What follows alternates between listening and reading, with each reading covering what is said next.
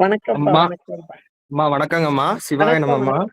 வணக்கம் சிவாயிடம். அம்மா நான் திருச்சியில இருந்து திருவெறும்பூர்ன்ற அற்புதமான க்ஷேத்திரத்துல இருந்து பேசுறேன். இதான் என்னோட ஃபர்ஸ்ட் சிவ இதுல அட்டெண்ட் பண்றேன்.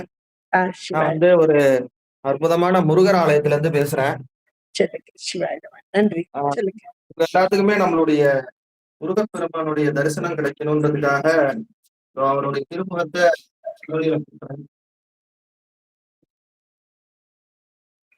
தெரியுறாரா? ரொம்ப ரொம்ப அழகா இருக்கு. முருகா சரணம், சரணம். அந்த அதனால வந்து முருகப்பெரும் ம். முருகர் உங்கள்ட்ட காட்டணும் சரி, சரி. அப்படின்றதுக்காக அடிச்சேன். ரொம்ப சந்தோஷம் ஐயா. இது உண்மைக்கே நன்றிங்க ஐயா. நன்றி. முருகப்பெருமானே காட்சி தந்து அப்படியே ஆசீர்வதித்தது போல ஒரு அருமையான ஒரு நிகழ்வா அடியேனுக்கு தோன்றுது. நன்றி, நன்றி. ரொம்ப நன்றி. முருகப்பெருமானுடைய காட்சியை தந்ததுக்கு ரொம்ப ரொம்ப நன்றி. எல்லாருக்குமே அந்த திருவருள் நமக்கு கூடி நிக்கட்டும் ஐயா. ரொம்ப நன்றிங்க ஐயா. சிவாய நமः. ஓகேங்கம்மா, ஓகேங்கம்மா. சிவாய நம. ஆ, ஆ, ஆரம்பிக்கலாம். காண்பிப்பவர் கணேசன், நமக்கெல்லாம் தரிசனம் தந்தவர் முருகப்பெருமான். என்ன ஒரு அருமையான பொருத்தம் பாருங்க. சிவாய நமः. திருச்சிற்றம்பலம். திருச்சிற்றம்பலம். ஹர நம பார்வதி பதே. ஹர ஹர மகாதேவா. தென்னாடுடைய சிவனே போற்றி. எந்நாட்டவர்க்கும் இறைவா போற்றி.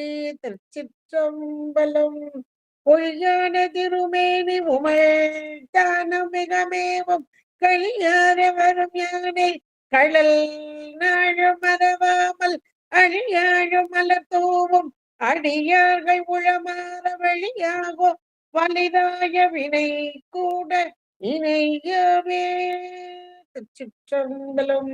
தில்லை குத்தபெருமான் திருவடிகளை சிறமேற்கொண்டு குருமகா சன்னிதானங்கள் பொற்பாதம் பணிந்து அடியவர்வர் மக்கள் பொற்பாதம் பணிந்து இன்றைய நல்ல ஒரு நாளிலே நல்ல ஒரு முருகப்பெருமானுடைய திருக்காட்சியோடு கூடியதான ஒரு நல்ல நாளாக, அதுலயும் இன்னும் விசேஷமாக இன்றைக்கு ஆடி மாதம் சுவாதி நட்சத்திரம். நம்முடைய நம்பி ஆரூரர் அப்படியே வெண்மையான ஐராவண யானையின் மீதேறி திரு கைலாயம் கழையா உடலோடு சென்ற அற்புதமான ஒரு காட்சி கோலம் இன்றைக்கு நடந்தது. இதையெல்லாம் மனதில் நினைவு கொண்டு அவர் வெள்ளை யானையில சென்றார் என்றால் அவருக்கு எதிர்கொண்டு வெண்மையான புறவியின் மீதாக அமர்ந்து அதுல யோக நிலையிலும் 2 பேரும் ஒன்று இருக்கும் அந்த நிலையிலே 5 எழுத்து மந்திரத்தை புறவியின் காதில் ஓத அவருக்கு முன்பாக சென்ற ஒரு அருமையான திருநாள் தான் இன்றைய நாள். இன்றைய நாளிலே நமக்கு கொடுக்கப்பட்டது அடிப்படை சைவ சித்தாந்தம் என்ற தலைப்பிலே இந்த சைவ சித்தாந்தம் உணர்த்தக்கூடிய முப்பொருள் உண்மை இது பற்றியதாக ஒவ்வொரு வாரமும் சிந்தித்துக் கொண்டு வருகிறோம். இந்த அருமையான நிகழ்வுக்கு ஏற்பாடு செய்திருக்கக்கூடிய அப்பர் அருள்நெறி மன்றத்தை மிக செம்மையாக நடாத்தி கொண்டிருக்கும் சாந்தா அம்மையாரின் பொற்பாதம் பணிந்து இதை அருமையாக கேட்டுக்கொண்டிருக்கும் அடியவர் பெருமாட்களின் பொற்பாதம் பணிந்து இன்றைய நாளிலே நமக்கு மலம் என்பதாக பாசம், அந்த பாச உண்மையிலே மலங்கள் 3 ஆணவ மலம் பற்றி சிந்தித்தோம், கண்மம் பற்றி சிந்தித்தோம். இப்போது மாயை, இந்த மாயை பற்றி சென்ற வாரம் ஓரளவுக்கு சிந்தித்தோம். மாயை என்ற மாத்திரத்தில் மாயா வடமொழி சொல்லாக மா என்றால் ஒடுங்குதலும் யா என்றால் வருதலுமாக இப்படி மாயா என்ற ஒரு சொல்லே அதனுடைய உண்மையை புலப்படுத்தக்கூடியதாக இருக்கிறது. இது ஒரு ஜட பொருளாக ஒளி பொருளாக, ஏனென்றால் இருள் மலத்தோடு கூடிய ஆன்மாக்களாகிய நமக்கு இங்கே அறிவு விளங்கச் செய்ய வேண்டும். இந்த அறிவு விளக்கத்திற்காக இருளோடு கூடிய ஆன்ம அறிவு, அந்த இருள் நீங்க பெற வேண்டும் என்றால் இங்கே ஒரு மலம் சேர்க்கப்படுகிறது. இது ஆகந்துக மலம் என்று அழைக்கப்படக்கூடியது. இது ஒரு ஜடப்பொருள். அப்ப ஜடப்பொருள் தானாக சேருமா? ஒரு காலும் சேர முடியாது. ஜடப்பொருளுக்கு தானாக இயங்கும் ஆற்றல் என்பது கிடையாது. இங்கே உயிர் அறிவு தானாக எடுத்துக்கொள்ளுமா? அதுவும் உயிர் அறிவும் தானாக எடுத்துக்கொள்ளும் நிலையில் இங்கே இல்லை. அப்படி என்றால் இதை சேர்த்து வைப்பவன் யார் என்றால் இறைவனே. மூன்றாவது பொருளாக 3 பொருள் தான் உண்மை, முப்பொருள் உண்மைதான். இதுல 3வது பொருளாக இருக்கக்கூடிய பேரறிவும் பேராற்றலும் பெரும் கருணையும் கொண்ட இறைவன் எம்பெருமான். அந்த இறைவன் எம்பெருமானால் சேர்த்து வைக்கப்பட்ட மாயை.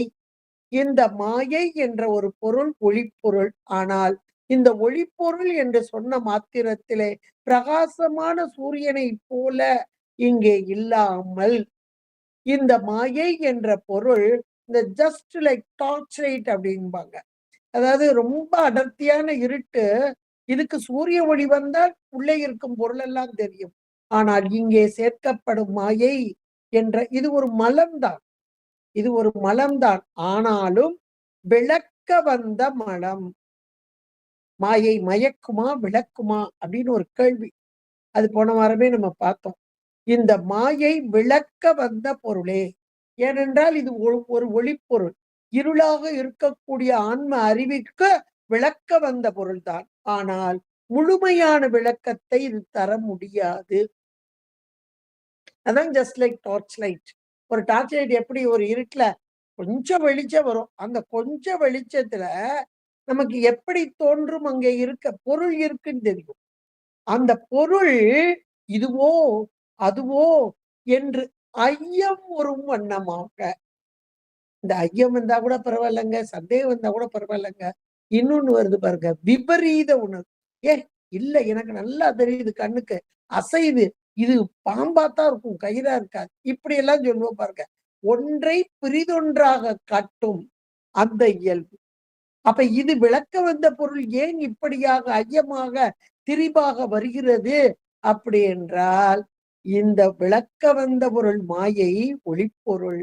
ஆனால் கண்மத்துக்கு ஈடாகவும் இங்கே ஆணவ மலத்தோடும் கூடி செயல்படுவதால் மயக்கவும் செய்யும் என்று நமக்கு அழகாக நம்முடைய சாத்திரங்கள் எல்லாம் சொல்லக்கூடியதாக இருக்கிறது.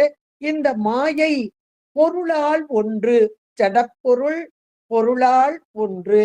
ஏனென்றால் இந்த சாதாரணமாக ஜடப்பொருள்கள் ஒன்றாக இல்லாமல் பலவாக கூடி ஜடமாகவும் பலவாகவும் இருந்தால் அவை தோன்றி நின்று அழியும். இத மனசுக்குள்ள ஆழமா வச்சுக்கோங்க. ஏன்னா இந்த கருத்து தான் நமக்கு ரொம்ப முக்கியமான ஒன்று. இன்றைக்கு ஜடப்பொருள் பலவாக கூடி உள்ள பொருள் எத்தனையோ பார்க்கலாம். இந்த கையில இருக்க செல்லே பாருங்களேன், அது ஒரு ஜடப்பொருள். பல பல பொருள்கள் கூடி இருக்கிறது. அப்ப இதுக்கு ஒரு டேட் ஆஃப் பர்த் உண்டு. ஒருவனால் தோற்றுவிக்கப்பட்டு இத்தனை காலம் இருந்து அதன் பின்பாக டிஸ்போஸ் அழிதல் அப்படின்னு பார்க்கிறோம். இது மாதிரி உலகத்துல இருக்க எத்தனையோ பொருள்கள், உலகமும் அப்படிப்பட்டதுதான். அதுக்கு நமக்கு சிவஞான போதத்துல முதல் சூத்திரமே அதுதான். எதுக்காக? பதி உண்மைக்கு இந்த உலகம் தோற்றுவிக்கப்பட்ட பொருள், தோற்றுவிக்கப்பட்ட செய்யப்பட்ட பொருள். அப்படின்னா தோற்றுவிக்கப்பட்ட பொருள் என்றால் தோற்றுவித்தவன் யார் அப்படின்ற கேள்வியை கொண்டு வந்து அழகா ப்ரூவ் பண்ணுவார் மெய்கண்ட தேவநாயனார். அப்படி என்றால் இங்கே மாயை என்பது பொருளால் ஒன்று, ஜடப்பொருள் பொருளால் ஒன்று. என்னங்க பொருளால் ஒன்றுங்க? அஸ்தமாயே இருக்கு, சுத்தமாயே இருக்கு, பிரகதிமாயே இருக்கு என்றால் பொருள் ஒன்றுதான். அதில் சுத்தமான மலக்கலப்பு இல்லாத ஒரு பகுதி சுத்தமாயை என்றும், மலக்கலப்போடு கூடியது அசுத்தமாயை என்றும். இந்த அசுத்தமாயையின் காரியம் பிரகிருதி என்றும். இது போன வாரமே நம்ம பார்த்துட்டோம். திரும்ப ஒரு தடவை நீங்க ரீகால். இது ரொம்ப முக்கியமான ஃபண்டமெண்டல். இதை நீங்க மனசுக்குள்ள கண்டிப்பா வச்சுக்கிடணும், ஆழமா வச்சுக்கிடணும். பிரகிருதி என்ற சொல்லுக்கு இது அசுத்தமாயையின் காரியம். சுத்தமாயை அஸ்தமாயை என்பது மலத்தோடு ஆணவம் கண்மத்தோடு கலந்த பகுதி. இந்த பகுதி அசுத்தமாயையின் காரியம்தான் பிரகிருதி என்று சொல்லக்கூடியது. பிரகிருதி என்ற சொல்லுக்கு வெளிப்படாமல் அவ்யக்தமாய் எது வெளிப்படாமல் இருக்கிறது என்றால் குணங்கள் வெளிப்படாமல் இருக்கிறது. இந்த குணங்கள் வெளிப்பட்டு வரும்போது தத்துவங்களாக பரிணமித்து வருகிறது. இந்த குணங்கள் 3 வகையாக, அது 3 குணங்கள் அங்க வரக்கூடியதா இருக்குது. அந்த 3 குணங்கள், இந்த 3 குணங்களிலிருந்து தத்துவங்கள் எல்லாம் இங்கே பரிணமித்து வரக்கூடியதாக. இப்ப இந்த 3 குணங்களும் அடங்கிய ஒரு மாயை தான் பிரகிருதி மாயை. இது தனிப்பட்ட மாயை இல்ல, அசுத்த மாயையின் காரியமாக இது வரக்கூடியது என்றெல்லாம். இதுல அந்த குணம் அப்படின்னு பார்க்கும்போது 3 குணங்களை பார்த்தோம். அது சாத்வீகம், ரஜோ குணம், தமோ குணம் என்று பார்த்தோம். இந்த 3 குணங்களும் சமமான நிலையில் இருக்கும் போது தோன்றக்கூடிய ஒரு தத்துவம் என்று பார்த்தபோது, இங்கே தத்துவங்கள் ஒன்னொன்னா ஒவ்வொரு பகுதியா, அதுக்கு கூட நம்ம பார்த்தோம் பரிணாமம் ஒண்ணு. இந்த பரிணாமத்திலையும் முழு பரிணாமம் ஏகதேச பரிணாமம். அது போன தடவை நம்ம பார்த்தோம். முழு பரிணாமம் முழுமையாக மாறுதல். ஒரு பால் தயிராக முழுமையாக மாறுதல். இந்த பால்ல கொஞ்சோண்டு ஒரு பக்கமா பூசணம், பூஞ்சை, காளான் பிடிச்சும்பாங்க. அது ஏகதேச பரிணாமம். இந்த இடத்துல சொல்லப்படக்கூடியதெல்லாம் மாயையின் காரியங்கள் ஏகதேச பரிணாமமே. ஒரு பகுதி அப்படியே பிரிஞ்சு சாத்விக குணத்தோடு கூடியது. அப்ப அந்த சாத்விக குணத்திலிருந்து மனம் என்ற ஒரு கருவியும் ஞானேந்திரியங்களும் தோன்றக்கூடியதாக. அதுலயும் கரணங்கள், அந்த கரணங்கள், அந்த கரணங்கள் எல்லாம் ஒவ்வொன்றும் அந்த சாத்வீக குணம் 3 குணங்களும் சமமா இருக்கும்போது சித்தம் என்றும், அப்புறம் சாத்வீகம் கொஞ்சம் அதிகமாக இருக்கும்போது அது புத்தி என்றும், புத்தியாக பரிணமித்து வருதல் என்பதாக. இப்போ சித்தம், புத்தி, அகங்காரம் கொஞ்சம் எழுச்சி. அப்ப அந்த எழுச்சி எழும்போது ரஜோ குணம் கொஞ்சம் அதிகமா, 3 குணமும் இருக்கும். ஒரு குணம் அதிகப்பட்டு 2 குணங்கள் அடங்கிய நிலையிலே இருக்கும். ஒரு குணம் அதிகமா இருக்கும், 2 குணங்கள் அதுல கொஞ்சம் அடங்கி இருக்கக்கூடியதாக இருக்கும். இப்படித்தான் இந்த 4 அந்த கரணங்களும் இங்கே இந்திரியங்கள் என்று சொன்ன போது ஞானேந்திரியங்களாக, கர்மேந்திரியங்களாக, அந்த ஞானேந்திரியம் என்பது மனம் என்ற கரணத்தோடு கூடி இங்கே ஞானேந்திரியங்கள் 5ஆக, அந்த ஞானேந்திரியங்கள் அந்த சாத்வீக குணத்திலிருந்து, அதாவது தைசத அகங்காரத்திலிருந்து தோன்றக்கூடியதாக செவி, தோல், கண், நாக்கு, மூக்கு என்பதாக சொல்லக்கூடியது. இதுல முக்கியமானது இன்னொன்னு தெரிஞ்சுக்கோங்க.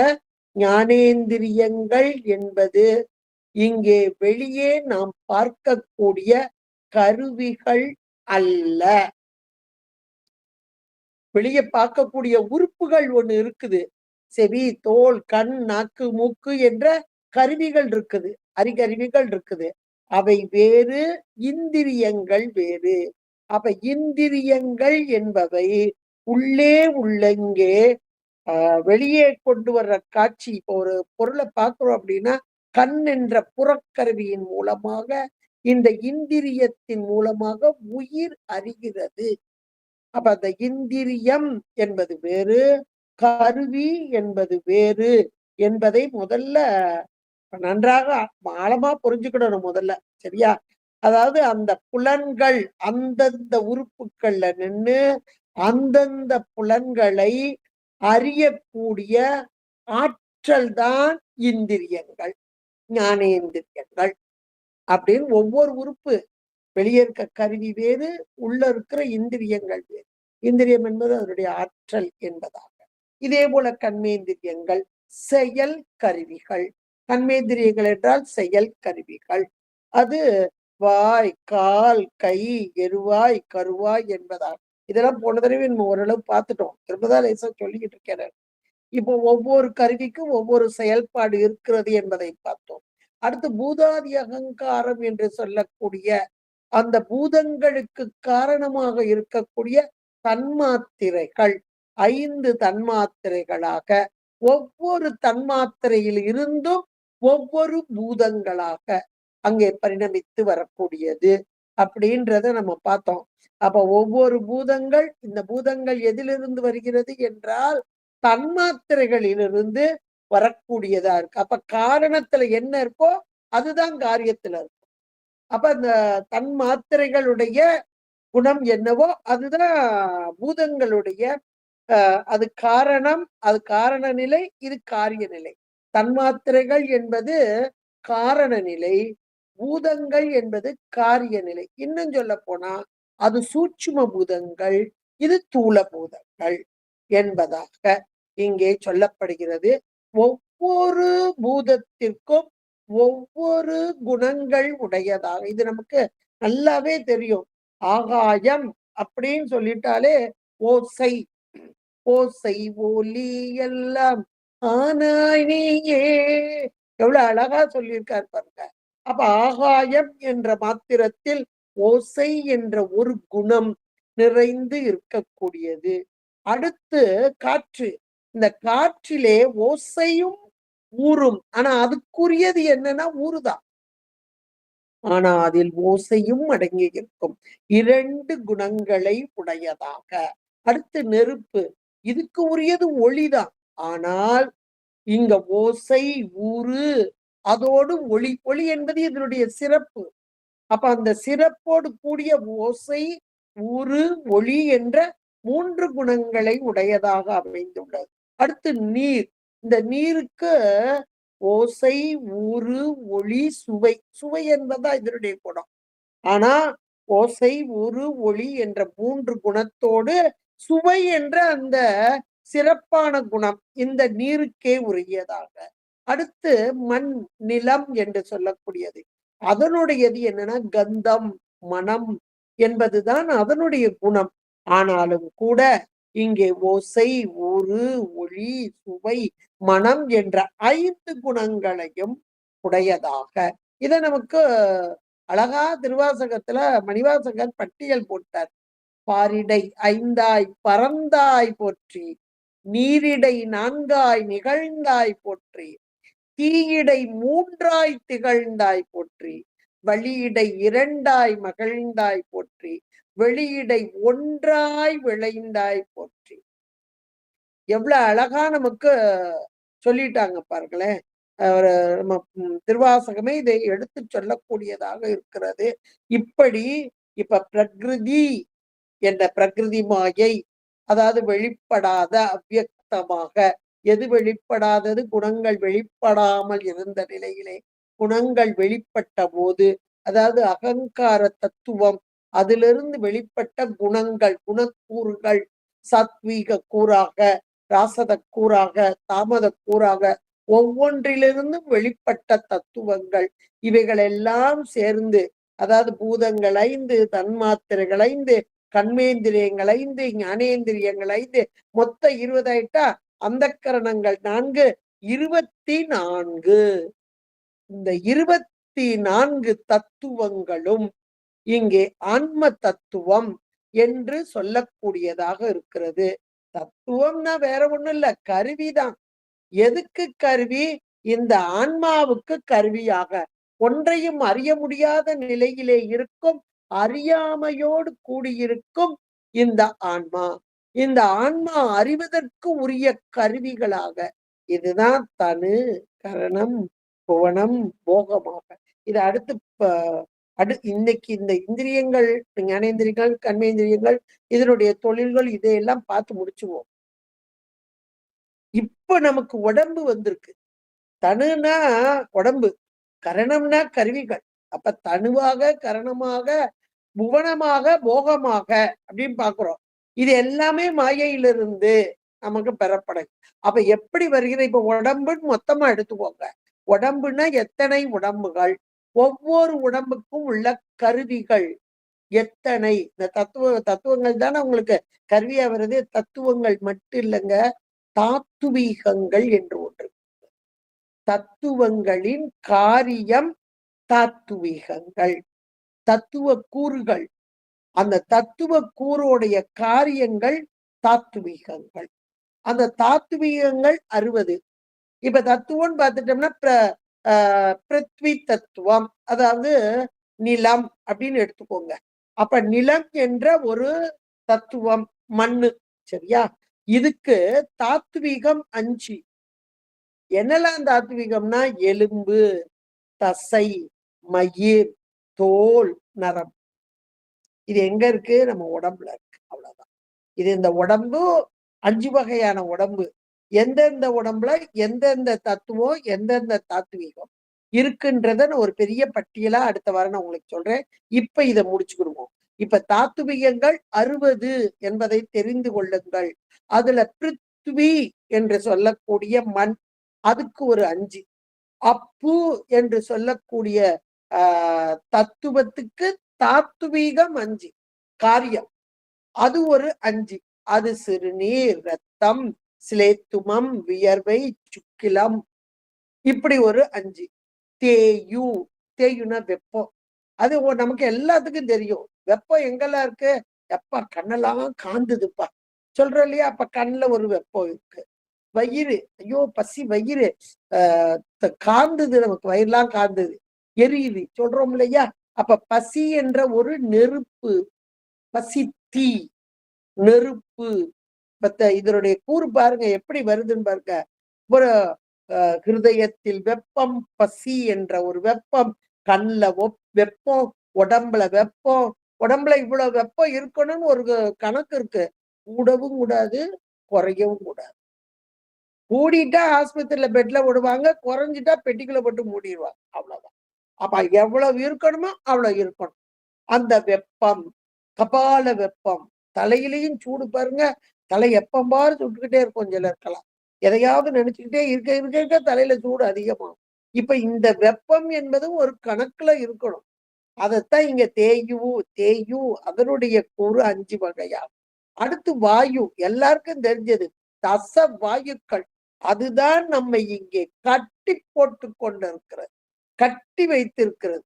தச வாயுக்கள் தான் இந்த உடம்பை, இந்த உடம்புடைய அசைவு, செயல்பாடு எல்லாவற்றிற்கும் காரணம் வாயுக்களே. செயல்பாட்டுக்கு ரொம்ப முக்கியமானது வாயுக்கள்ங்க. அது 10ஆக, அது உதானன், பிராணன், அபானன், சமானன், வியானன், நாகன், கூர்மன், கிருகரன், தேவதத்தன், தனஞ்சயன் என்பதான ஒவ்வொன்றுக்கு ஒரு வேலை இருக்கு. இது எல்லாமே கூட பார்ப்போம் நம்ம. சரியா? அடுத்த ஆகாயம், அதனுடைய கூறுகள் 10ஆக.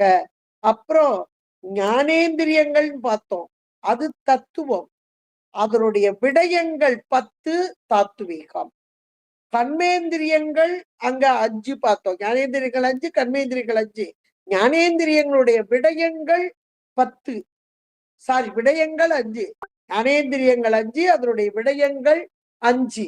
அதே மாதிரி கர்மேந்திரியங்கள் 5, அதனுடைய விடயங்கள் சொல்லும்போது இந்த தாத்துவீகத்துல வந்துடும். அப்ப தத்துவங்கள் 5, தாத்துவீகங்கள் 5, 10 ஆயிட்டா ஒவ்வொன்றுக்கும். அப்ப இது ஒரு 5, இது ஒரு 5, 10 வந்துடும். இப்ப இதுல தாத்துவீகத்துல வரிசையா பெறது பாருங்க. அப்புறம் அகங்காரம், அதனுடைய கூறு நம்ம அப்பதே பார்த்தோம், 3 வகையாக. அதுல தைசதம், வைகாரிகம், பூதாதி, இப்படி வந்ததா. அப்புறம் குற்றங்கள் 5, காமம், குரோதம், லோபம், மதம், மோகம், மதம் அப்படின்றதாக 5, குணம் 3, வாக்கு 4. இது தாத்துவீகங்கள். இந்த தாத்துவீகங்களும் தத்துவங்களும் கூடி நின்று உடலாக, அதாவது தனுவாக, கரணமாக இன்றைக்கு வந்திருக்கிறது. நமக்கு தனு, கரணம், புவனம், போகம், இவ்வளவு அனுபவத்திற்காக இறைவன் இதெல்லாம் ஜடப்பொருள் கூட்டி வைக்கிறார். அப்ப அந்த உடம்பு எத்தனை வகையாக? 5 வகையாக. அது அடுத்த வாரம் எத்தனை தத்துவம், தாத்துவியம் கூடி நிக்குது அப்படின்றத ரொம்ப விளக்கமா நம்ம பார்ப்போம். இப்ப இந்த பிரகிருதி என்பது முக்குணம். இந்த முக்குணங்களால் உயிர்களை மயக்குதல். இது மயக்குமா விளக்குமான்னு அப்பதே பார்த்தோம்.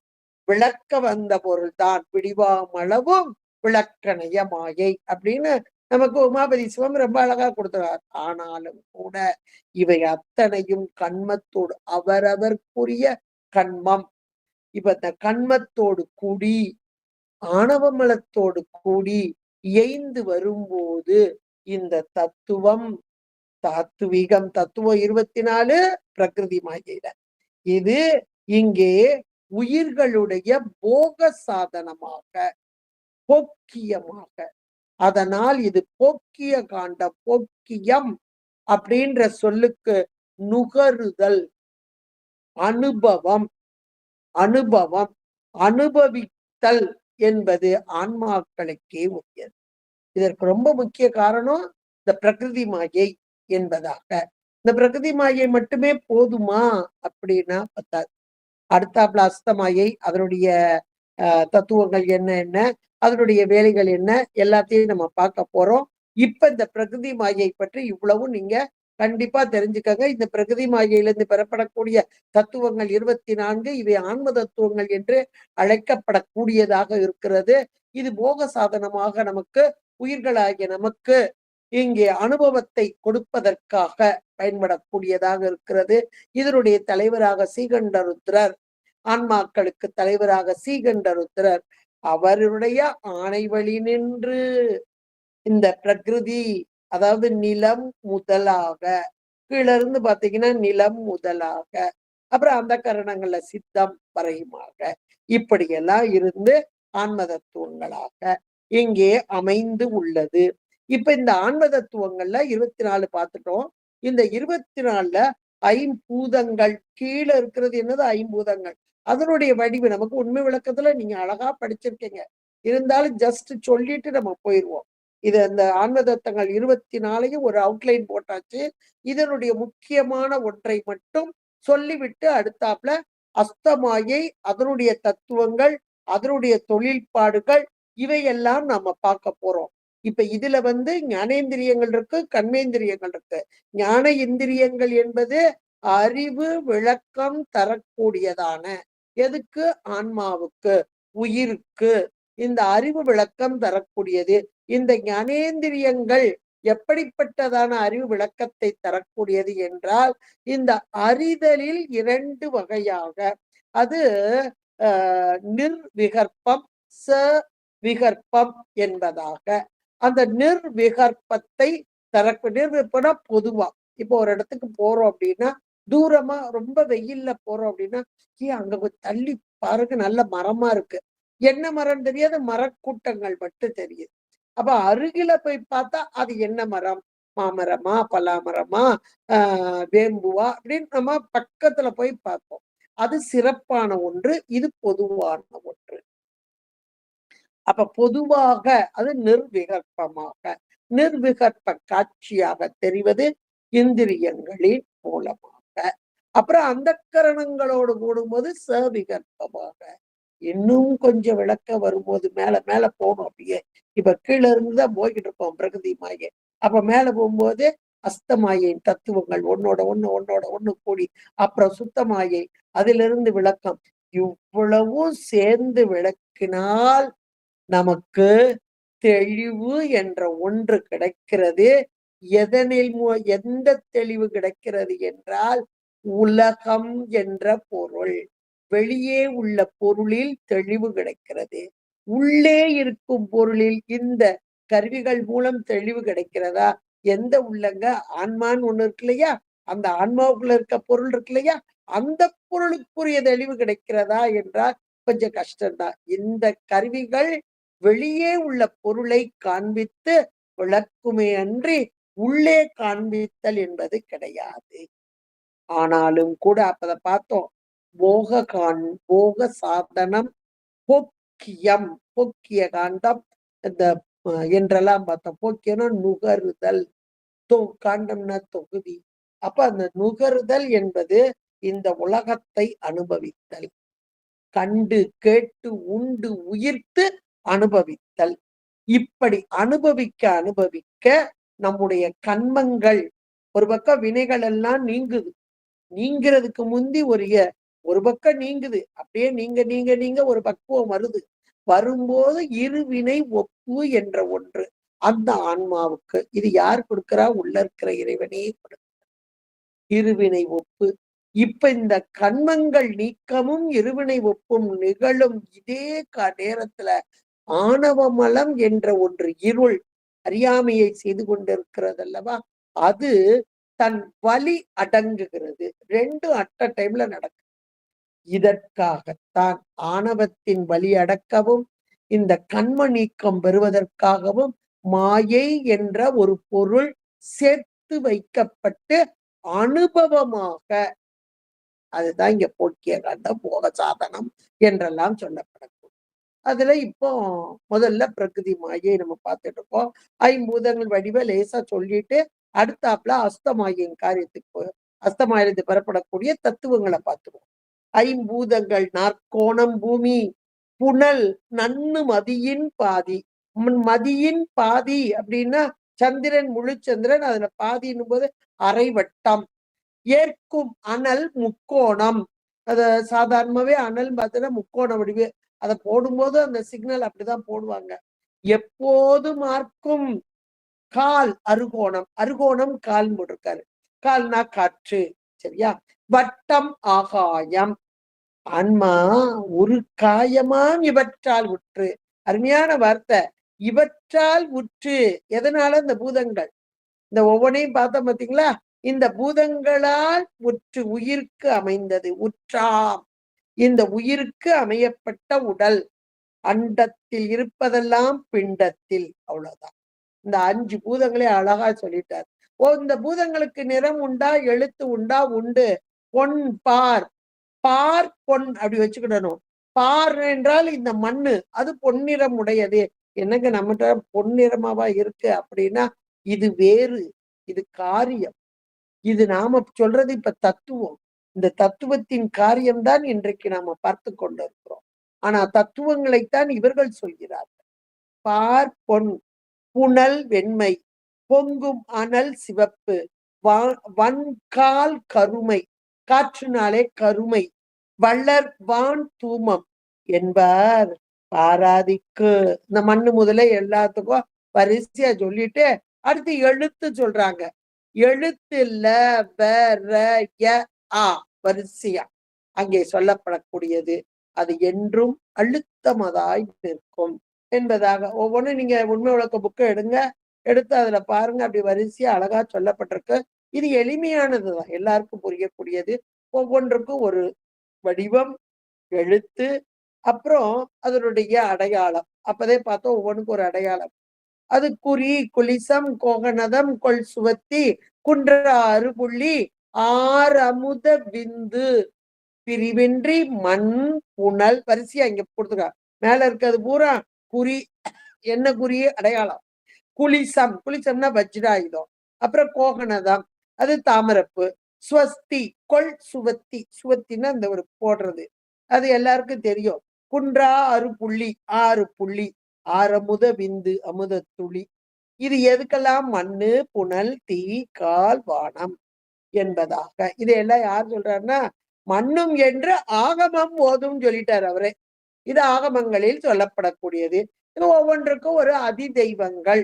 எதுன்னா பாராதி 5க்கும் பண்ணும் அதி தெய்வங்கள் ஆறார் அப்படின்னா அயனாதி ஐவராம், பிரம்மன் முதலிய நமக்கு இது எல்லாருமே தெரியும். அப்ப 5 பூதங்களுக்கும் ஒவ்வொரு அதி தெய்வம்.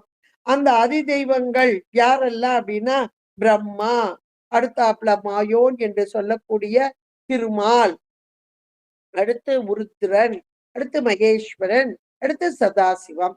இப்ப ஒவ்வொருவருக்கும் ஒரு, இப்ப இந்த ஒவ்வொரு பூதத்துக்கும் ஒரு அதிதெய்வம். அந்த அதிதெய்வங்களுக்கு ஒவ்வொருத்தருக்கும் ஒரு தொழில். அது அடுத்த பாட்டிலேயே படைப்பன் அயன், அழிப்பன் பங்கையக்கன் மாயன், துடைப்பன் உருத்திரனும் சொல்லில் திடப்பெறவே. நல்ல வார்த்தை ஒண்ணு கொடுத்திருக்காரு. திடப்பெறவே என்றும் திரோபவிப்பவர் ஈசன் என்பதாக. இந்த திடப்பெறவே என்பது எதுக்காக? மறைத்தல் தொழில். இந்த மறைத்தல் தொழிலினால் திடம் பெறுவது எது என்றால் ஆன்மா, உயிர். இதுகாரும் இங்கே அறியாமை என்ற ஒன்றிலே கிடந்த ஆன்மாவுக்கு இந்த மாயையின் காரியமாய தத்துவங்களெல்லாம் புட்டுவிக்கப்படுகிறது கண்மத்துக்கு ஈடாக. அப்படி கண்மத்தின் வழியாக நாம் இன்றைக்கு ஒவ்வொன்றையும் அனுபவிக்கும் போது இதுக்கு அடுத்து என்ன வரப்போகுதுன்னு யாருக்காவது தெரியுமாங்க? தெரியாது. என்ன வருது? நாம செய்த செயல்கள், ஒவ்வொரு செயல் கர்மத்துக்கு ஈடு தானே. இந்த பிறவியில செஞ்சதே பாதி மறந்து போகும் நமக்கு. முன்னாடி செஞ்சதை கூட மறந்து போகும். அதே இப்ப எத்தனையோ பிறவிகளில் வந்தது அப்படின்னா, அந்த பிறவியில் செய்த வினைகள் எல்லாம் இங்கே கூட்டி வைக்கப்படுதுன்னா நமக்கு எதாவது தெரியுமா? எல்லாம் மறைப்பு ஆற்றல். அந்த மறைப்பு ஆற்றலுக்குத்தான் இங்க ஒண்ணு கொடுக்குறாங்க, திடப்பெறவே என்றும் திரோபவிப்பவர். இந்த மறைப்பாற்றல் எதற்கு என்றால் திடப்பெறுதல். திடப்பெறுதல் என்பது ஆன்மா அறியாமையோடு கூடி இருக்கிறது. அந்த அறியாமையிலிருந்து நீங்கி அந்த மலம், ஆணவ மலம் வலி இழக்க வேண்டும். அதற்காக இந்த ஆன்மா அதாவது இறைவன் தன்னை மறைத்து கொண்டு இந்த உலகத்தை காண்பித்து உலக இன்பத்தை நுகரச் செய்து, அப்பதே நம்ம பார்த்தோம். அந்த பிரகிருதி மாயை என்பதே என்னது அப்படின்னா, நமக்கு அனுபவத்தை தருவதற்காக இந்த போக்கிய காண்டமாக நுகருதல். அந்த நுகர்ச்சி இருக்க இருக்க இருக்க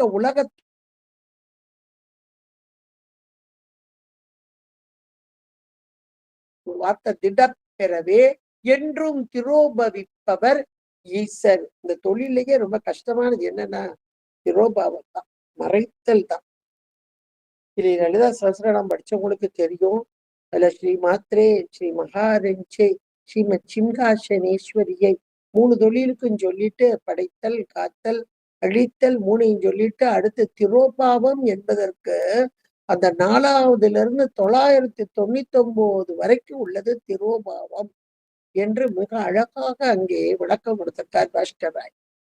அப்புறம் 100வது அருளல். அப்ப அந்த திரோபாவம்ன்றது எவ்வளவு கஷ்டமான ஒன்று பாருங்க. இன்றைக்கும் அப்பா நம்ம யோசிச்சு பார்த்தோம்னா நிறைய விஷயங்கள் அதுதான். மறைத்தல். எல்லாம் மறைக்கப்படவில்லை என்றால் அனுபவம் என்பது உயிர்களுக்கு இருக்காது. அதைத்தான் திடப்பெறவே என்று திரோபவிப்பவர் என்று சொல்லி அன்றே அனுக்கிரகர். யார்? சதாசிவரும் அன்றே அனுக்கிரகர், அருளலாய தொழிலை செய்யக்கூடியவர் என்பதாக. இந்த இடத்துல படைத்தல் காத்தல் என்பதெல்லாம் உங்களுக்கு தெரியும். இருந்தாலும் சிம்பிளா சொல்லிட்டு போயிரு. நிறைய இடங்கள்ல நான் போனேன்னு முதல் கேள்வி கேட்கிற படைத்தல் என்றால் என்ன அப்படின்னா, உயிர்களை இறைவன் படைக்கிறார் அப்படின்னு சொல்லிடாதீங்க தயவுசெய்து. சைவ சித்தாந்தம் படிக்க ஆரம்பிச்சுட்டோம். நல்லாவே நிறைய பேர் நிறைய படிச்சிருப்பீங்க. அப்போ சைவ சித்தாந்தத்தின் முக்கியமானது ஒன்று என்ன என்றால், உயிர் நித்த பொருள் என்றும் உள்ள பொருள். இது வேற்று மதத்தை சார்ந்தது. இறைவன் உயிர்களை படைக்கிறான் அப்படின்றதெல்லாம். அப்ப படைத்தல் என்றால் என்ன என்றால், உயிர்களின் பொருட்டு, அறியாமையை நீக்கும் பொருட்டு உயிர்களுக்கு உடலை, அந்த உடல் என்பது எங்கிருந்து வருகிறது? மாயை முதல் காரணமாக. இப்ப அதைத்தான் படிச்சுக்கிட்டு இருக்கிறோம் நம்ம. மாயை தான் முதல் காரணம். ஒரு களிமண்ல குடம் செய்யறாங்கன்னா இந்த குடத்துக்கு முதல் காரணம்னா களிமண். முதல் காரணம் களிமண். அதே போல இந்த உடம்புக்கு எது முதல் காரணம் என்றால் மாயை என்ற பொருள். அவ்வளவுதான். இந்த உலகத்திற்கு முதல் காரணம் எது? மாயை. அப்ப படைத்தல் என்பது மாயை என்ற பொருளில் இருந்து கண்மத்துக்கு ஈடாக இறைவனே. இப்ப இந்த இடத்துல செய்பவன் யார்? ஒரு பானையை செய்யறது குயவன். அதே போல இங்கே செய்பவன் நிமித்த காரணன்.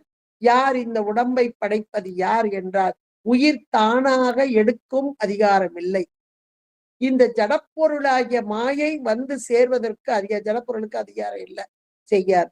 அப்ப 3வதாக உள்ள இறைவனே இந்த பதி. அப்ப படைத்தல் தொழில் என்பது எனக்கு பிரம்மா தானே படைக்கிறாரு.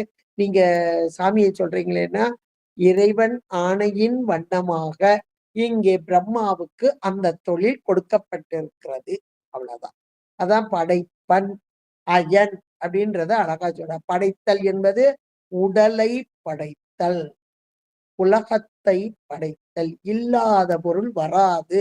இது சத்காரியவாதம். நம்முடைய சாத்திரங்கள் மிக தெளிவாக சொல்லும். உள்ளதே சிறக்கும், உள்ளதே தோன்றும். உள்ளது எதுக்கு தோன்றணும் என்றால் அது காரண நிலையில் இருந்தது, மண்ணாக களிமண்ணாக இருந்த பொருள் குடமாக வருவது போல இங்கே மாயை என்ற ஒரு பொருள் அது காரண நிலையில் இருந்தது, இங்கே காரியப்பட்டு வருகிறது உடம்பாக உலகமாக. இன்னும் சொல்ல போனா தனுவாக கரணமாக புவனமாக போகும். இவ்வளவு வச்சுக்கலாம். அப்ப படைத்தல் என்பது என்ன என்பதை புரிந்து கொண்டிருப்பீங்க. அடுத்து காத்தல் என்பது இந்த உடல் கண்மத்துக்கு ஈடாக. இப்ப நம்ம அஸ்தமாயை படிக்கும்போது இன்னும் அதை கொஞ்சம் விளக்கமா படிப்போம். ஏன்னா அந்த அஸ்தமாயையில தான் அந்த வித்யா தத்துவங்கள் 7 வருது. அப்ப இந்த காத்தல் என்பது இவ்வளவு காலம் இந்த உடம்போடு கூடி இந்த ஆன்மா இந்த உலகத்தை அனுபவிக்க வேண்டும். இதுதான் காலம் நியதி என்ற தத்துவம். இந்த கால நியதி தத்துவன்படி அந்த காலம் வரைக்கும் அனுபவம் என்பது இந்த உயிர்களுக்கு. அனுபவிக்கிறது உயிர் தான். எப்படி அனுபவிக்கிறது? உடம்பு மூலமாக, இந்த கருவிகள் மூலமாக. ஆனா கருவிகள் ஜடம், அனுபவிப்பது உயிர். உயிர் அறிவு பொருள் தான் அனுபவிக்கும். இதை மட்டும் நாம வச்சுக்கோங்க. அறிவு பொருள் தான் அனுபவிக்கும். அப்ப உயிர் அனுபவிப்பதற்கு உடல் காரணமாக இருக்கிறது. அப்ப காத்தல் என்பது காத்தல் கடவுளாகிய இங்க நமக்கு திருமால் தான் காத்தல் கடவுள். இந்த திருமால் காத்தல் கடவுள் தான். ஆனாலும் இறைவன் ஆணையின் வண்ணமாக இந்த ஆன்மா இவ்வளவு காலம் இந்த உடம்போடு இந்த கால நியதி தத்துவத்தின் படியாக அனுபவிக்க வேண்டும். இன்னென்ன அனுபவம் வர வேண்டும் என்பதையெல்லாம் அங்கே சொல்லி அப்புறம் அழித்தல். எந்த பொருள் படைக்கப்பட்டதோ அந்த பொருள் நீங்கும். இது நியதிதான். இது ஒரு தத்துவம், நியதி தத்துவம் தான். தோற்றம் உண்டேல் அழிவு உண்டு. தோற்றம் உண்டேல் அழிவு உண்டு. அழித்தல் என்பது எந்த உடம்பு கொடுக்கப்பட்டதோ படைக்கப்பட்டதோ இவ்வளவு காலம் இருந்து அந்த காலத்தின் பின்பாக அது நீக்கப்படுகிறது. அது அழித்தல் என்று சொல்லப்படக்கூடியது. இதை செய்பவர் ருத்ரனாக இருந்து இங்கே செய்யக்கூடியவர். இப்ப படைத்தல், காத்தல், அழித்தல், மூன்றாவதாக உள்ள மறைத்தல். இந்த திரோபாவம் என்பது, இந்த திரோபாவம் என்பதுதான் மேலான ஒன்றுன்னு பார்த்தோம். ஏன் மறைத்தல் என்றால் செய்பவன் யார்? இறைவனுடைய ஆற்றல் தான்.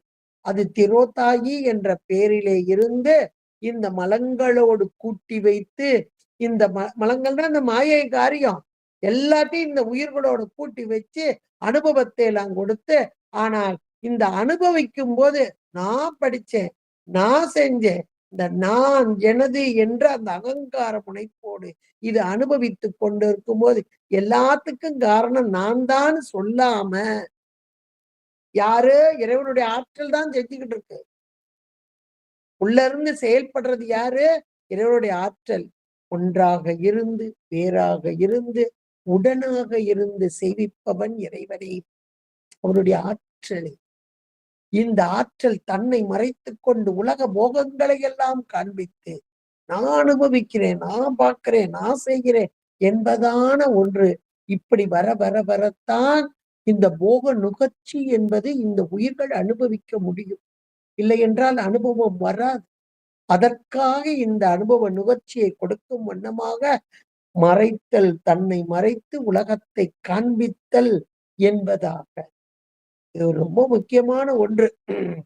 அந்த உலக நிகழ்ச்சியிலே கொஞ்சம் இளைப்பாறவும் வச்சுக்கிறார் சுவாமி.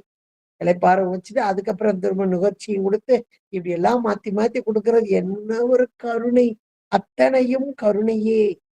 உயிர்களின் மீது கொண்ட கருணையினால் செய்வது. அழித்தல் என்பது கருணை, அவ்வளவுதான். இறைவன் உயிர்களுக்காக செய்வது, அவ்வளவுதான். அப்புறம் இப்ப இந்த இடத்துல மறைத்தல் ஒண்ணு, அழித்தல் ஒண்ணு, அப்புறம் மறைத்தல் ஒண்ணு. மறைத்தல் என்பது கருணை, அழித்தல் என்பது கருணை. எல்லாமே கருணை தான். படைத்தல் என்பது கருணைனா கூட நம்ம ஏத்துக்கிடுவோம். காத்தல் கருணைனா ஏத்துக்கிடுவோம். அழித்தல் கருணைனா யாராவது ஏத்துக்கிடுவோமா? என்னங்க நீங்க வாடுக்கு என்னத்தையோ பேசுறீங்களே அப்படின்ட்டுவோம். உண்மையிலே அழித்தல் கருணை என்பத கொஞ்ச நாள்ல நம்ம சைவ சித்தாந்தம் படிக்க படிக்க ஓரளவுக்கு தெரியும். ஏன் அழித்தல் அப்படின்னா அதுதான் இளைப்பாறுதல். கொஞ்சம் ரெஸ்ட் எடுக்கட்டும், பாவம் எல்லா பிறப்பும் பிறந்து இளைத்தேன் என்பெருமா. அப்ப இழைச்சு போயிருக்கு, கொஞ்ச நேரம் இருக்கட்டும், அப்புறமேல் பார்த்துக்கணும். அந்த இளைப்பாறுதல் தான் அளித்தல், மொத்தமா அளிக்கிறது இல்லை. அது இன்னும் கொஞ்சம் அந்த அடுத்த அஸ்தமாயைக்குள்ள போகும்போது இன்னும் கொஞ்சம் உங்களுக்கு விளக்கமா சொல்லுவோம். சரியா? இப்போதைக்கு இவ்வளவு நீங்க தெரிஞ்சுக்கோங்க. அப்புறம் அருளல். இந்த அருளல் என்பது நம்ம அப்பதே பார்த்தோம். இந்த மறைத்தல் மூலமாக இந்த ஆன்மாக்கள் அனுபவிக்க அனுபவிக்க அனுபவிக்க வினைகள் ஒரு பக்கம் நீங்க நீங்க நீங்க அதோடு இந்த வினை ஒப்பு இருவினை ஒப்பு வரும்போது, இருவினை ஒப்பு வரும்போது இந்த மலம் பரிபாகப்படுகிறது. அந்த நேரத்துல இவ்வளவு நாளும் நம்மை செயல்படுத்தி வந்த திரோதானம், திரோதாயி என்ற இறைவனுடைய ஆற்றல் அருளலாக, அருள் ஆற்றலாக மாறி இதுகாரும் உலகத்தை காண்பித்துக் கொண்டிருந்த திரோதாயி உள்ளிருக்கும் இறைவனை உள்ள உயிருக்கு உயிராக இருந்து நம்மை செயல்படுத்தி கொண்டிருப்பவன் இறைவன் என்பதை உணர வைத்தல். இது ரொம்ப முக்கியமானது. இதுக்காகத்தான் இவ்வளவு ப்ராசஸ் செஞ்சிட்டு இருக்கார் சுவாமி. எல்லா உயிர்களும் பக்குவப்பட வேண்டும்.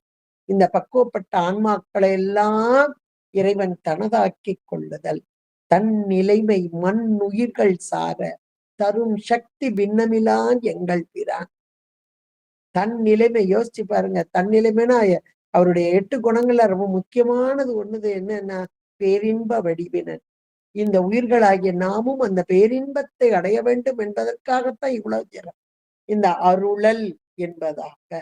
இப்ப இந்த 5 தொழிலையும் 2ஆகவும் சொல்லுவா. பந்தமும் வீடும் ஆகினார்க்கு. நமக்கு பொற்சுண்ணத்துல ரொம்ப அழகா சொல்றார். அப்ப பந்தம் வீடு, வீடு பேறு என்பது அருளல். பந்தம் என்பது கட்டுப்பட்டுதல், படைத்தல், காத்தல், மறைத்தல், அழித்தல், இது எல்லாமே பந்தத்துல அடங்கிரும். இது எவ்வளவும் மறைத்தல் வரைக்கும் அடங்கிரும். அப்ப வீடு பேரு அது அருளல்ல வந்து. அதான் பந்தமும் வீடும் ஆகினார்க்கு என்பதாக இங்கே சொல்லப்படக்கூடியதாக. இப்ப இந்த பூதங்களை எல்லாம் பார்த்துட்டோம். பூதங்களுடைய நிறம் வடிவு பார்த்தோம், நிறம் பார்த்தோம், குணம் பார்த்தோம், அதி தெய்வங்கள் பார்த்தோம். அப்புறம் அந்த அதி தெய்வங்கள் எதை செய்கிறது? இந்த பூதங்கள் வடிவு தானே இன்னைக்கு 5 பூதங்களை வடிவாக நமக்கு உடம்பு அமைக்கப்பட்டிருக்கிறது.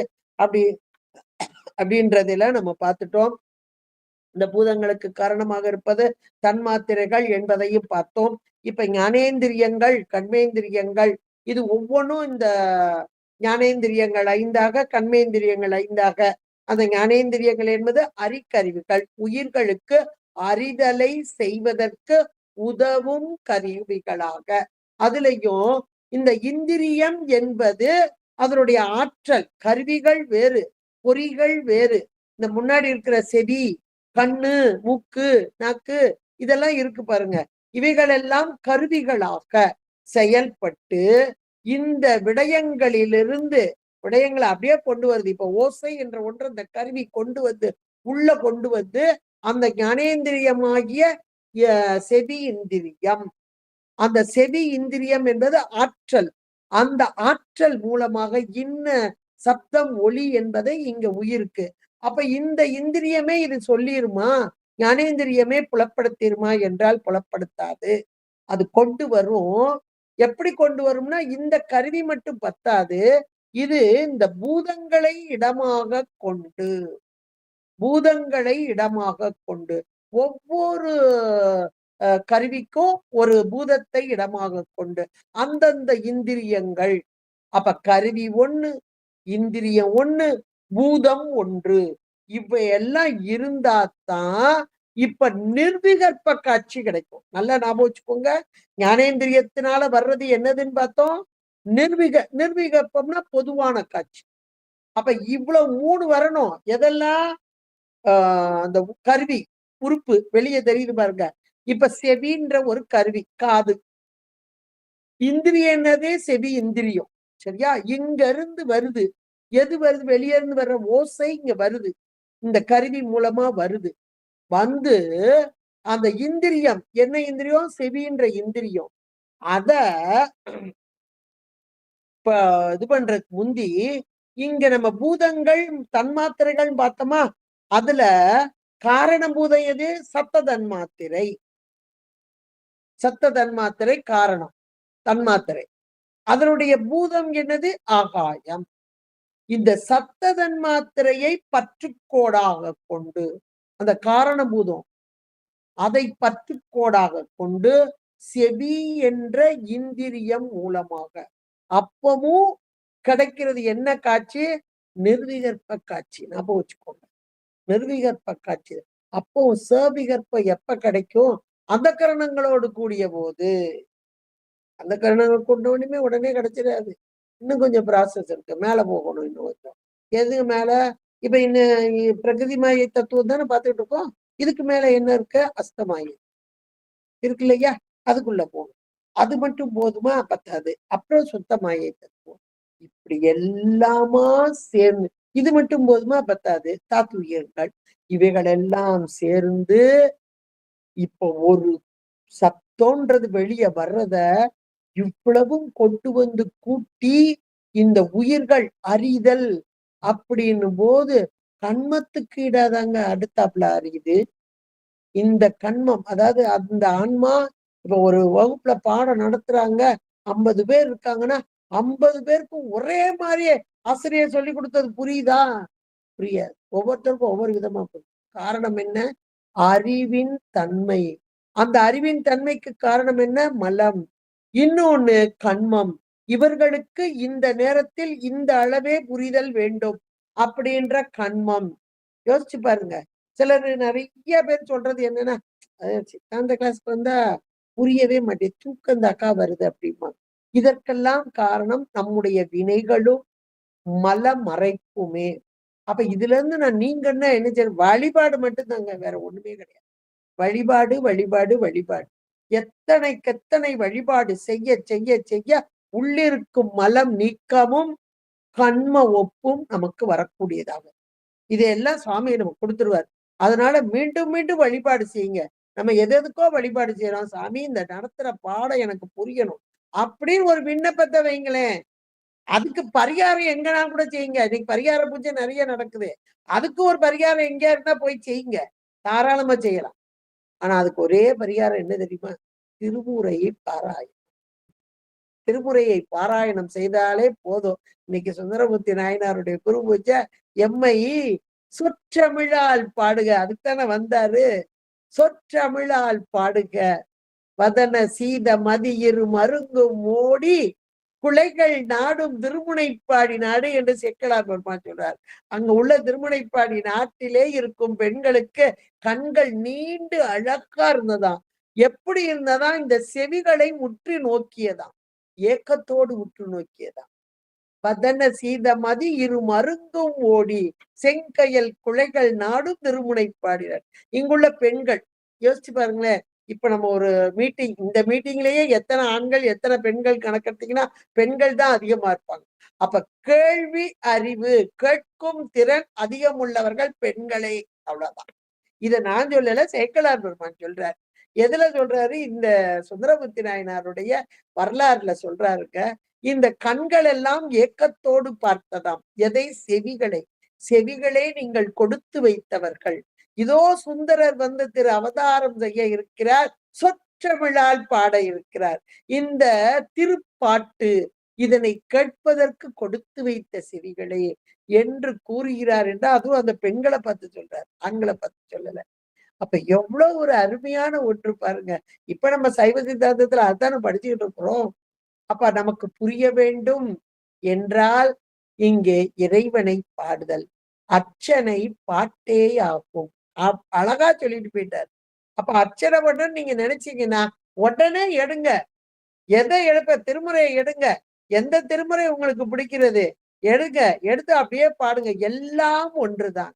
இதை பாடுனா இது கிடைக்கும், இதை பாடுனா இதை கிடைக்கும். வேணும்னா அதே பாடுங்க, வேண்டாம் இல்ல. எல்லாம் ஒன்றுதான். இறை வழிபாடு அப்படியே ஒரு நியமமா வச்சுக்கோங்க. இவ்வளவு நாள் இந்த பதிகத்தை பாடுதல், இவ்வளவு நாள் இந்த பதிகத்தை. எவ்வளவு ஒரு அருமையா கொடுத்திருக்காங்க பாருங்க. இவைகளை எல்லாம் நாம் உணர வேண்டும். ஏனென்றால் உயிரின் அறிவு மேம்பட வேண்டும். ஒவ்வொரு பிறவியிலையும் மேம்பட்டுக்கிட்டு தான் இருக்கு. இது நம்ம சாஸ்திரங்கள் சொல்லக்கூடியதா இருக்கு. ஒவ்வொரு பிறவியிலும் மேம்பட்டு மேம்பட்டு வந்து கொண்டே இருக்கிறது. அப்படி ஒவ்வொரு பிறவியாக கொடுத்து ஒவ்வொரு பிறவியிலையும் மேல் நோக்கி செலுத்தி கொண்டிருக்கும் இறைவனுடைய பெரும் கருணை. இதையெல்லாம் நம்ம உணர்ந்துக்கலாம். இப்ப ஞானேந்திரியங்கள், அப்ப அந்த செவி என்ற ஒரு உறுப்பு, காது என்ற உறுப்புன்னு வச்சுக்கிடுவோம். அப்ப செவி என்ற இந்திரியம், அப்ப அந்த சத்த தன்மாத்திரையை பற்றுக்கோடாக கொண்டு அறியக்கூடிய புலன் என்ன அப்படின்னா ஓசை. அதே போல தோல் என்ற ஒரு கருவி, தோல் என்ற இந்திரியம் பரிச தன்மாத்திரையை பற்றுக்கோடாக கொண்டு ஒரு உறுப்பு, ஒரு தன்மாத்திரை பூதம் என்று கூட வைத்துக் கொள்ளலாம். இதனை பொதுவா இது காரணபூதத்தை தான் பற்றி கொண்டு நின்று இதை அறிதல் அப்படின்றது. கண் எதை அறிகிறது? ஒளியை அறிகிறது. நாக்கு சுவையை அறிகிறது. மூக்கு மனத்தை அறிகிறது. அப்ப ஞானேந்திரியங்கள் அறியும் விதம் இப்படியாக இது எல்லாமே நிகழ்வு காட்சி தான். அடுத்து கர்மேந்திரியங்கள் என்ற மாதிரி அது தொழில் கருவிகள். அப்ப அந்த தொழில் கருவிகளும் ஒவ்வொரு கர்மேந்திரியம் ஒவ்வொன்றும் ஒவ்வொரு வகையாக இதே போலதான். இந்த ஞானேந்திரிய பார்த்த மாதிரியே கர்மேந்திரியங்களுக்கும் நம்ம வச்சுக்கிடணும். இதுல வாக்கு அப்படின்னு எடுத்துக்கிட்டீங்கன்னா இந்த வாய் நமக்கு உறுப்பா வர்றது என்னது? வாய். இதுல நாக்கு கூட வச்சுக்கலாம், வாயின்னு கூட வச்சுக்கலாம். இது கருவி, நமக்கு வெளியே தெரியக்கூடிய கருவி. ஆனா இந்திரியம் என்னது? வாக்கு என்ற இந்திரியம். இது எதை பற்றி கொண்டு இருக்கிறது? சத்த தன்மாத்திரையை பற்றி கொண்டு பேசுதல் என்ற தொழில் செய்கிறது கண்மேந்திரியம். அப்புறம் பாதம், அது இந்திரியம். இந்த கால், இந்த உறுப்புன்றது கால். அப்ப இந்த கால் என்ற உறுப்பு ஒரு கருவி. இந்த கருவி பரிசதன்மாத்திரையை இடமாக கொண்டு பாதம் என்ற இந்திரியம் மூலமாக போக்குவரவு செய்தல். இதே மாதிரி பாணி, கை, ஏற்றல் இடுதல், பாயு மலம் வெளிவிடுதல், உபத்தம் சுக்கில சோனிதங்களை வெளிப்படுத்துதல். எவ்வளவோ ஞானேந்திரியங்களுக்கும் கண்மேந்திரியங்களுக்கும் உரிய இங்கே செயல்பாடுகளாக இது அத்தனையும் உயிருக்கு விளக்கம் தருவதற்காக சேர்த்து வைக்கப்பட்ட பிரகிருதி மாயையின் தத்துவங்கள், குண தத்துவங்கள். இவைகள் அத்தனையுமே நிர்விகற்ப காட்சிகளாக. அப்ப சவிகற்பமாக நாம் காண வேண்டும் என்றால் இன்னும் அடுத்து மேல போகணும். அந்த மேல என்ன கருவிகள் இருக்கு? அந்த கரணங்கள் இருக்கிறது. அப்ப அந்த கரணங்கள் என்பது அந்த என்றால் உள்ளே, கரணங்கள் இப்ப வெளியே இருக்க கருவிகள்லாம் நம்ம பார்த்துட்டோம். அப்ப உள்ள இருக்கிற கருவிகள், கரணம் என்றால் கருவிகள், அந்த கரணங்கள் என்றால் அகக்கருவிகள். அப்ப அந்த அகக்கருவிகள் என்பது மனம், புத்தி, அகங்காரம், சித்தம் என்பதாக. அதை நம்ம அப்பத பார்க்கும் போதே பார்த்தோம். குணவடிவுல 3 குணங்களும் சமமாக இருக்கிற போது சித்தமாக. அப்புறம் இந்த சாத்விக குணம் கொஞ்சம் மேம்பட்டு வரும்போது புத்தியாக. ஏற்கனவே சாத்விக குணத்தோடு கூடியதான் மனமும் கூட. அந்த மனம் தானே ஞானேந்திரியங்களோடு கடக்கக்கூடியதா இருக்குது. எழுச்சியை உண்டு பண்ணக்கூடியது அகங்காரமாக. அந்த அகங்காரத்துல இருந்தா 3 அப்படியே பிரிந்து வரக்கூடியதாக என்பதாக. அப்ப அந்த மனத்தோடைய வேலை என்ன அப்படின்னா, மனம் என்ற ஒன்றுதான் பற்றுதல் என்ற ஒன்றை செய்யக்கூடியது. எங்க போய் உட்கார்ந்து கிடக்கு? இங்க ஞானேந்திரியங்களோட உட்கார்ந்து இருக்கு. அப்ப மனம் என்ற ஒன்றுதான் கண்ணுன்ற ஒரு உறுப்பு கண் இந்திரியத்தை பற்றி சூப்பரா இருக்கும். பாரு, அந்த புடவை நல்லா இருக்கும், இந்த நகை நல்லா இருக்கும், இவங்க நல்லவங்க, இவங்க கெட்டவங்க, இப்படியெல்லாம் செய்யக்கூடியது மனம் ஒன்றே. அதான் மனம் செம்மையானால் மார்க்கம் உண்டு அப்படிப்பாங்க. இதுல மனத்தோடைய காரியம் ரொம்ப அதிகம். மனம்தான் இந்த கருவிகளை, என்ன கருவியில? ஞானேந்திரியங்கள், நிர்விகற்ப காட்சியில வரக்கூடிய ஞானேந்திரியங்கள் இந்த மனத்தோடு கூடி இந்த மனம் பற்றுதலை செய்யுதல். அடுத்து வர்ற புத்தி, இது அப்படியே கொண்டு மனம்ன்றது பற்றி கொண்டு எங்க கொண்டு வரும்? புத்திட்ட கொண்டு வரும்.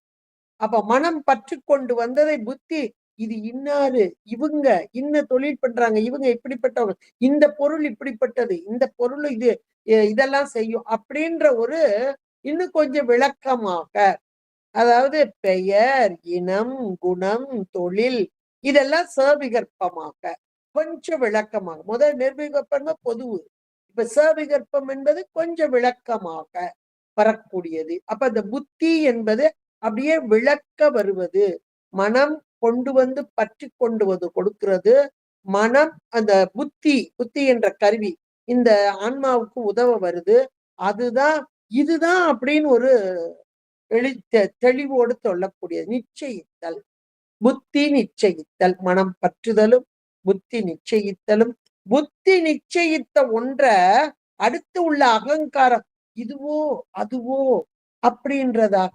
இன்னும் சொல்ல போனா நான் செய்யறேன், இது என்னுடையது, நான் பார்த்து செஞ்சது அப்படின்ற ஒரு எழுச்சி, அது அகங்கார முனைப்பு. அதுக்காக தான் அவர் சொல்றாரு அந்த பாட்டுல, பல்கால் எழுந்தரித்து அந்த கரணம் அடைவே உரைக்கக்கள் அந்த மனம் புத்தியுடன் அகங்காரம் சிந்தை பற்றியது. எது? மனம் பற்றியதை புத்தி நிச்சயித்து அகங்காரம் பல்கால் எழுந்திருத்து. அப்புறம் சித்தம் முற்றது சிந்திக்கும் அப்படின்னு ரொம்ப அழகா சொல்லிட்டார். அந்த சித்தத்துக்குள்ள வரும்போது எழுந்தி அறிதல், அனுபவம், நுகர்ச்சி, இந்த நிச்சயித்த பொருள் எல்லாம் அழுந்தி அறிக்கிறது, மீண்டும் மீண்டும் சிந்திக்கிறது. சிந்திக்கும் போது அந்த அழுந்துதல் அனுபவம் எல்லாம் வரக்கூடிய பற்றி, அப்புறம் நிச்சயித்து கொஞ்சம் எழுச்சியை உண்டு பண்ணி அதன் பின்பாக இந்த அனுபவம் வருவதற்கு காரணமாக இருப்பது சிந்தித்தல். அதான் சித்தம். உற்றது சிந்திக்கும் உணர் அப்படின்னு ஒரு வார்த்தையை நல்ல அழகா கொடுத்துட்டார். இப்ப இந்த கரணங்கள் நான்கும் முதல்ல இந்திரியங்கள் மூலமாக இங்கே நிர்விகற்பமாக வந்த காட்சி அந்த கரணங்களோடு கூடியும் போது அவை சவிகற்பமாக இங்கே காட்சிப்படக்கூடியதாக இருக்கிறது. இப்ப இத்தனையும் பிரகிருதி மாயையின் தத்துவங்களாக இங்கே பரிணமித்து வரக்கூடியது. இதுக்கு மேல இருக்கிறது தான் அசுத்த மாயை. இப்ப இந்த அஸ்த மாயை சொல்லும் போது இது வித்யா தத்துவங்கள் என்று சொல்லப்படக்கூடியது. இது மயக்கத்தை செய்யக்கூடியது. அதனால் மோகினி தத்துவம் என்றும் இது அழைக்கப்படக்கூடியதாக இருக்கிறது. இப்ப இந்த அசுத்த மாயையை சொல்லும் போதே இந்த உயிர்கள் மலத்திலிருந்து நீங்குவதற்காக இறைவன் என்ன கொடுத்தாருன்னு பார்த்தோம்? தனு, கரணம், புவனம், போகம். அப்ப தனு என்பது உடல். அப்ப அந்த உடலுக்குரிய அந்த உடல் எப்படிப்பட்ட உடல்? 5 வகையாக. அந்த 5 வகை உடல், ஒவ்வொரு உடல்ல எத்தனை கருவிகள் இருக்கிறது. அதுல இந்த அஸ்தமாயிலிருந்து வர ரொம்ப முக்கியமான ஒன்று. அதனால அசுத்த மாயையை சொல்லும் போதே இந்த உடல், அதாவது 5 வகையான உடல், அந்த ஒவ்வொரு உடல்லையும் எத்தனை கரணங்கள், தத்துவங்கள் எத்தனை, தத்துவங்கள் எத்தனை எப்படி செயல்படுது அப்படின்றது இந்த அஸ்தமாயை பார்க்கும் போதே, அதுல வித்யா தத்துவங்கள் பார்க்கும் போதே இதையும் சேர்த்து நாம் அடுத்த வாரத்திலே சிந்திக்கலாம் என்று கூறி, அதுதான் நமக்கு முக்கியமான ஒன்று. ஏன்னா உடம்பு இந்த ஒண்ணு தத்துவம்னு பார்த்துட்டோம், ஒரு பிரகிருதி மாயை தத்துவம் பார்த்துட்டோம். ஆனா இந்த உடம்போடு கூடி அது எப்படி உடம்பாக இருந்து அது செயல்பாட்டுக்கு வருது அப்படின்றத நம்ம பார்க்கணும். அதை நாம நல்ல தெளிவாக பார்க்கலாம் என்று கூறிக்கொண்டு உங்களிடமிருந்து விடைபெறுகிறேன். நன்றி, வணக்கம், திருச்சிற்றம்பலம். இதுகாரும் கேட்டு மகிழ்ந்த அனைவரின் பொற்பாதம் பணிந்து உங்களிடமிருந்து விடைபெறுகிறேன். நன்றி, வணக்கம், திருச்சிற்றம்பலம்.